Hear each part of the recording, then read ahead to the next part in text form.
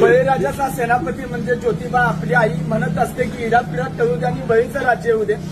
या बळीराजाचा सेनापती म्हणजे ज्योतिबा तो पंजाबात होता आणि पंजाबातून त्याला दक्षिणेत पाठवला. त्याच्या आरतीत सुद्धा तसा उल्लेख आहे. उत्तरेचा राणा दक्षिणे आला आणि दक्षिणी केदारे नाम पावला. हा दक्षिणेत आलाय कुणासाठी आला तर आमच्यासाठी आला. कुणापासून रक्षण करण्यासाठी आला तर आर्यांपासून आमचं रक्षण करण्यासाठी आला. इथं आला त्यानं आमच्या कुळ्या सुरक्षित राखल्या, आमच्या पूर्वजांचं रक्षण केलं म्हणून तो आज आमचा कुळस्वामी. कुळस्वामी कुणाला म्हणायचं? ज्यानं कुळ्या राखल्या तो आमचा कुळस्वामी ज्योतिबा कुळस्वामी. त्याची शासनकाठी म्हणजे फक्त एक लवाजमान आहे तर ती त्याच्या सार्वभौमत्वाची आणि त्याच्या विजयाची निशाणी.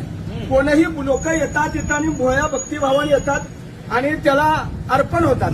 महत्वाचा मुद्दा असा की या बळीराजाचा सेनापती ज्योतिबा, त्याचे 7 भागातले खंडणी वसूल करणारे अधिकारी म्हणजे खंडोबा, शेतातला महसूल गोळा करणारे अधिकारी म्हणजे म्हसोबा आणि इथनं कोकणात ज्यावेळी माल घेऊन जायचे लोक त्यावेळी जर ज्योतिबाला टॅक्स दिला नाही तर ज्योतिबाला खेटे घातले जायचे.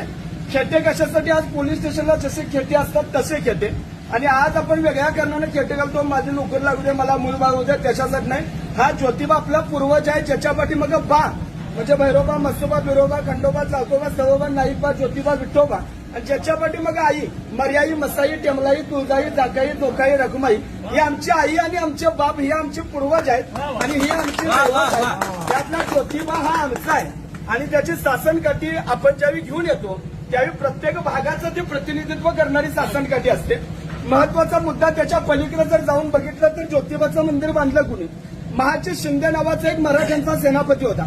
1761च्या पानिपतच्या युद्धात मराठ्यांची प्रतिमा मलिन झाली. ती प्रतिमा धुवून काढण्याचं काम गयात माळ असणाऱ्या वारकऱ्यानं धुवून काढलं. त्या वारकऱ्याचं नाव म्हणजे महाजी शिंदे, ज्यांना पाटील बाबा म्हणत.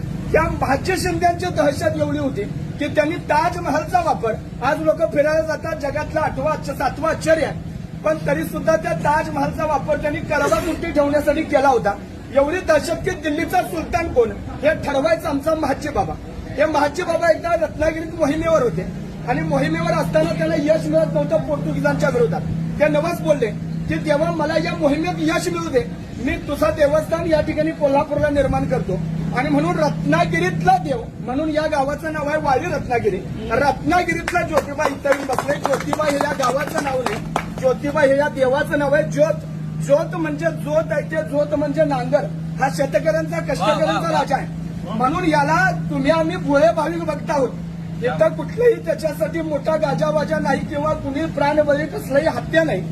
सर्वसामान्य लोक येतात, गुलालाच्या मुठी आनंदाने उधळतात.